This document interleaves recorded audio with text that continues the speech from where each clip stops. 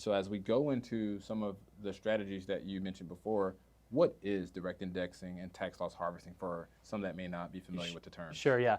So direct indexing strategies are built to match the performance of an index, a pre-selected index. So let's call it the S&P 500. So we want to match the performance of the S&P 500, but outperform it on an after-tax basis. And to outperform on an after-tax basis, there are a number of different techniques that are available. Number one is tax loss harvesting. Yeah. The second is gain deferral, and we can get into what all these mean, avoiding wash sales and earning qualified dividends.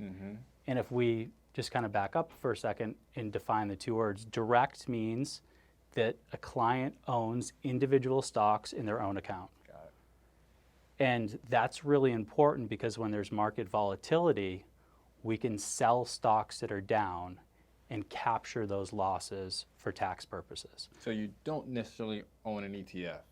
Exactly. So with ETFs and index funds that also track an index, they're going to own all 500 stocks.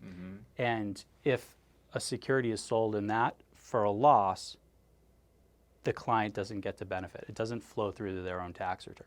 But when they own individual stocks in these separately managed accounts, if we harvest a loss, and we're not trying to lose money, but there's volatility that naturally happens in the market. So if a stock is down, we harvest that loss, and that's a tax benefit. It's a tax write-off for the client that flows through their own tax returns.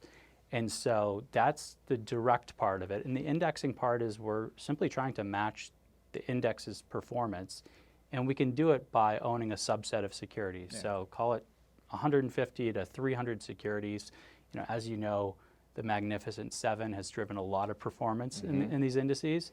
So you don't need to own all 500. If you own a good sampling of what's in the market, you can generally get performance that's pretty close. And that allows you to then sell a stock that's down and replace it with something else that you don't own. And that's important to avoid this wash sale issue.